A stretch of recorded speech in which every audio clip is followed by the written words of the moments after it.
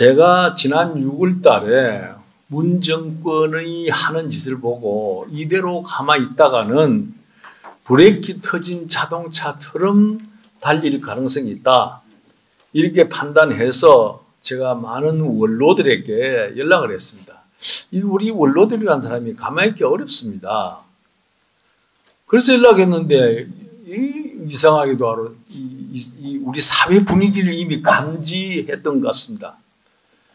100명이 넘는 원로들이 모였습니다. 이름을 다 헤아릴 수 없을 만큼 노 총리를 비롯해서 대법원장에 이르기까지 많은 원로들이 아침에 모였습니다. 그래서 그 자리에서 비상국민회의라는 이름을 만들고 운영위원회를 한 30명 만들고 그래서 그 한 10여 명의 지도자 그룹을 만들어서 노정청으로 분류해서 한 10명이 모여서 대표진을 구성을 했습니다.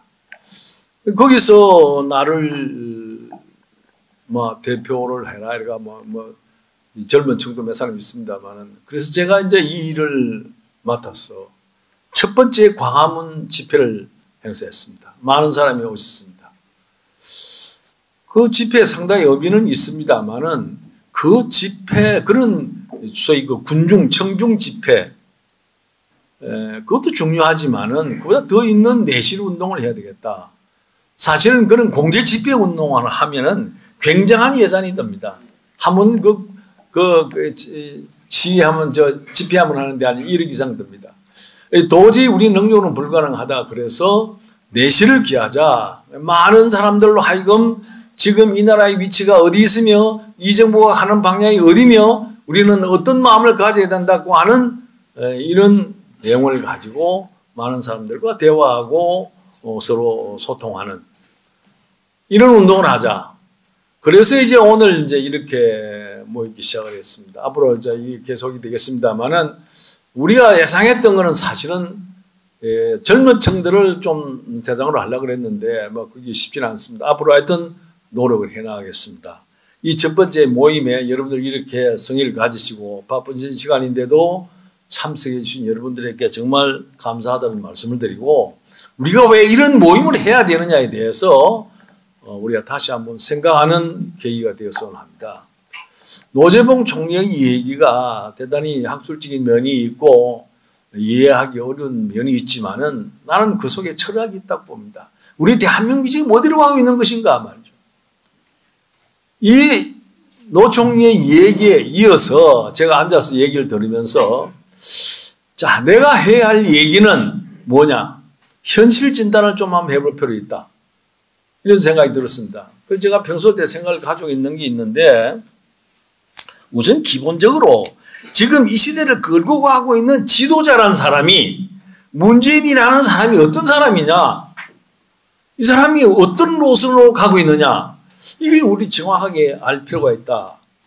그래서 제가 몇 가지 얘기거리를 가져왔습니다만 그걸 먼저 간단하게 한번 보살펴볼 필요가 있다고 생각이 됩니다. 문재인 변호사는 부산에서 노무현하고 같이 변호사 생활을 할 때부터 잘 압니다. 그분이 어떤 생각을 가지고 있는지. 쉽게 말하면 사회주의적 이념과 사상을 가지고 있다고 우리는 그때 부산에서 다 이해를 했습니다. 그런데 이 양반의 이 사상적인 지향점을 우리는 어디서 이제 정확하게 판단해야 되겠는데 지난 선거 때 한 얘기를 한번 여러분 기억하시겠습니다만 더듬어 볼 필요가 있습니다. 나는 당선되면은 국가연합 또는 남북 연방제를 실현시키겠다. 이 얘기를 성공적했습니다. 또 지난번에 저들 앞에서 내가 당되면 가장 먼저 북한 가겠다. 이런 얘기도 했습니다. 북한의 인권 문제를 유엔이나 다른 나라에서 거론하는 것을 나는 반대한다. 한미동맹은 해체되어야 되고 미군은 철수해야 되고 국정원도 해체돼야 된다. 보안법을 폐지해야 된다. 개성공단 폐쇄를 나는 반대한다. 국가보안법 폐지하고 한미동맹 철폐해야 된다. 이런 얘기를 했습니다. 상당히 용기 있는 사람으로 한때는 저는 생각했습니다만은 이분의 사상을 잘 나타내는 자기 공약이었습니다. 그리고 한 가지 또 구체적으로 우리가 주목해야 될 대목은 나는 신영복 선생의 사상을 존경한다. 일본 사람들은 나는 신영복이를 존경한다고 했다 그러는데 신영복 선생의 사상을 존경한다. 이렇게 여러 차례 얘기했습니다. 뿐만 아니라 신영복 선생의 빈소에 가서 한 얘기입니다. 신영복 선생이 얘기했던 더불어 사는 세상, 더불어 정신을 나는 내가 몸소 실천하겠다. 지금 이제 더불어 정당의 문 대통령은 얘기할 때마다 우리 모두가 더불어 사는 사장을 만든다고 얘기합니다. 그는 소위 그 자본주의 개념이 아니라 사회주의 개념이다. 저는 뭐 누구나 그렇게 이해할 수 있으리라고 믿습니다만은 이런 생각을 쭉 가져오는데 이 중에서 원래 그 사람이 부산 출신으로 저는 알고 있는데 신영복 선생보다도 더 존경하는 사람이 하나 있다고 얘기를 몇 차례 한 적이 있습니다. 그는 남한에서 공산주의 운동을 일제시대부터 하다가 이제 해방되고 나는데 북으로 넘어가서 북한에 노동상을 지낸 바 있는 김원봉이라는 사람이 있습니다. 나는 김원봉이라는 분을 가장 존경하는 사람이라고 얘기를 했습니다. 그 외에도 많은 발자취를 제가 기억을 하고 있습니다만은 문재인 대통령은 이처럼 사상적 지향성이 친북적이거나 또는 사회주의거나 또는 공산주의적 성격을 갖고 있는 분이다. 그런 것을 저는 확신을 하고 있습니다. 또 이분이 대통령이 되어가지고 가장 먼저 시작한 것이 헌법 개정 같아요. 지난 2월 달에 헌법 개정안을 만들어가지고 청와대에 냈습니다. 어디서 만들었느냐? 청와대 안에 있는 소위 자문위원회라는 걸 하나 만들어가지고 그 속에서 헌법을 개정을 했습니다. 헌법 개정이라는 것은 국민이 하는 겁니다. 헌법 개정을 하려고 그러면 국민 대표인 국회에서 하는 것이 상례죠. 청와대 안에서 비공개리에 국민 공청회 한 번 없이 개헌안을 만들었습니다. 그 개헌안을 만들어가지고 조국이라는 수석비서관이 이틀인가 3일간 걸쳐서 간단히 설명하고는 바로 국회로 보냈습니다. 헌법 개정안은 국무위원회 심의를 거치도록 되어 있습니다. 국무회의 심의를 거치지 않고 넘어온 겁니다. 언론이 왜 심의를 안 거쳤느냐? 그러니 부랴부랴 그 다음날 국무회의 회부해가지고 40분 만에 그 개헌을 통과시켰습니다. 도대체 이 대한민국의 헌법을 이렇게 일방적으로 청와대에서 비공개리 했다는 사실 자체가 이 정부가 얼마나 비민주적인 정부였느냐를 우리는 잘 이해할 수 있습니다.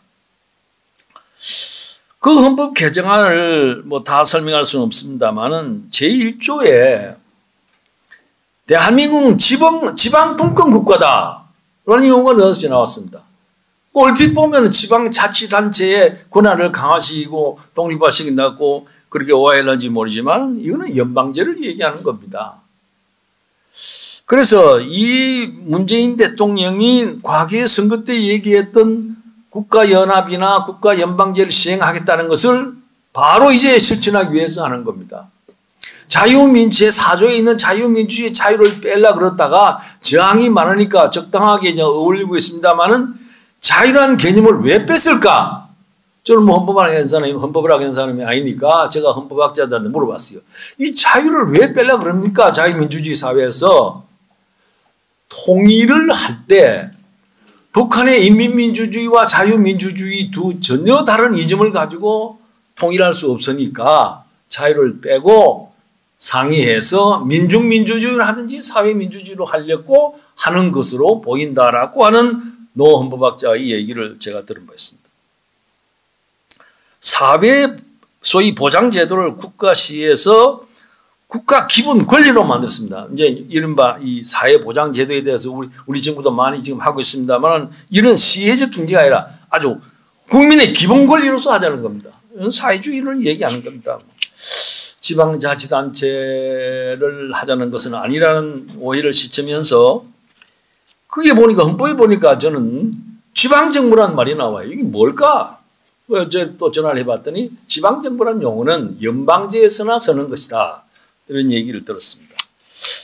거기에다가 뭐 사유재산의 재산권의 훼손 문제라든지 토지 공개염이라든지 동일노동, 동일임금 지불이라든지 경제 민주화라는 용어든지 뭐 등등을 통해서 이분이 무엇을 추구하고 있는 것인지 우리가 충분히 예측할 수 있습니다. 따라서 나는 우리 대한민국의 자유민주주의 체제가 위기에 처해 있다라고 개인적으로 생각하고 이를 막기 위해서 나서야 한다는 생각을 가지고 제가 이 운동을 전개하고 있다는 말씀을 먼저 드립니다. 이 헌법 개정과 같이 더불어서 진행되고 있는 것이 뭐냐, 역사 교과서를 고치고 있습니다. 2020 역사 지필 기준이라는 걸 발표를 했는데 그 기준에 의해서 만들어진 역사 교과서, 특히 군인들의 정신 교재, 거기에 나타난 것들을 이래 보면은 놀랍습니다. 내용만 사전 설명을 빼고 말씀드리면은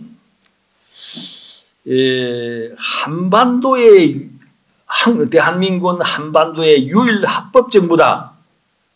유일 합법 정부다를 없애버렸습니다. 6.25 남침이라는 용어를 없애버렸습니다.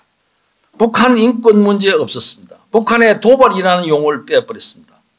북의 반인륜적 형태라는 용어도 뺐습니다.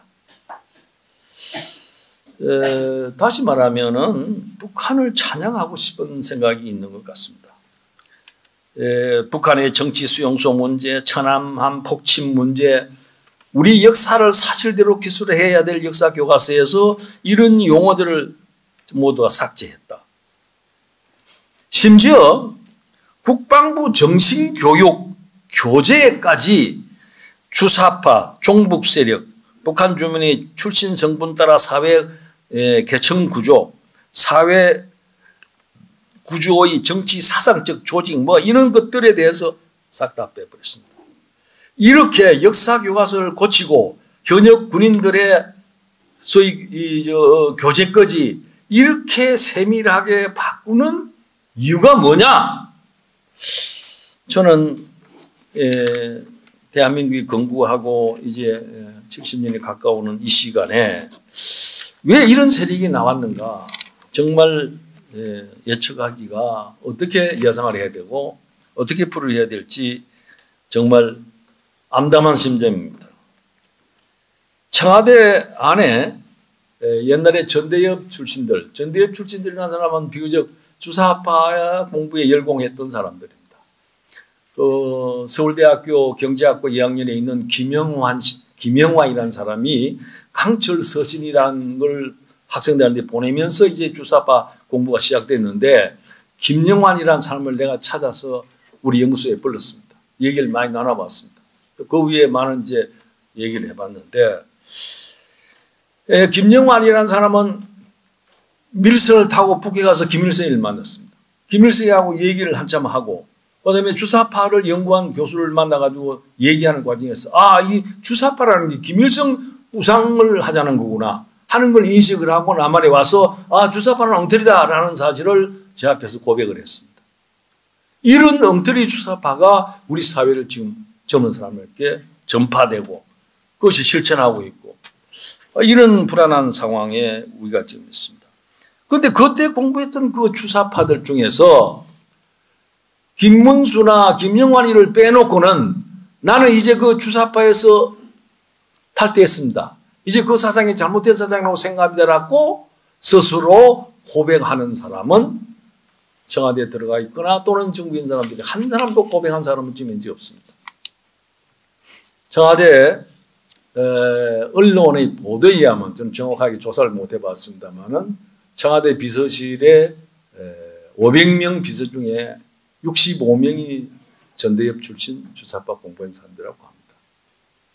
요전에도 참 얘기했습니다만 제가 청와대 비서실장을 지낸 사람 입장에서 청와대 비서실이 500명이 있다는 건 이건 도대체 이해할 수가 없는 일입니다. 300명이 있을 때에도 많다 그랬는데 청와대 직원이 많다는 얘기는 행정부 일 못한다는 겁니다. 하도 간섭을 해서. 어쨌든 그 속에 이렇게 많은 전대협 출신들이 들어가 있다. 이건 뭘 얘기하는 것이냐. 임종석 비서실장의 그동안의 역할은 우리가 여러분 다 아시리라고 믿습니다. 우리 국민 눈 똑똑히 뜨고 쳐다보지 않으면은 어떤 방향으로 갈지 모른다라는 사실을 여러분 오늘 인식하셔야 됩니다. 제가 평생을 정치하고 80이 넘은 사람이 이렇게 제가 비상국민회의라는 걸 만들고 떠드는 이유는 다른 데 없습니다. 내가 뭐 욕심이 있거나 그런 없습니다. 정말 이 나라를 제대로 된 자유민주주의 국가로 끌고 가기 위해서는 국민들이 먼저 자각해야 됩니다. 국민들이 어디로 가는지 모르고 혼자서 그냥 무관심하게 문외적으로 살면은요, 이건 나라는 큰일 납니다. 그렇다 그래서 이 사람들이 그 다음 내일 아침에 당장 혁명할 사람들은 아니지만은 그 사람들이 추구하는 목표는 차곡차곡 하고 있다고 하는 사실을 잊지 말아야 됩니다. 이제는 국민운동이 필요하고 시민운동이 필요한 시절이다. 그것이 제가 오늘 이렇게 비상국민회의를 만들고 여러분들 자리에 모이게 하고 얘기하려고 하는 취지입니다.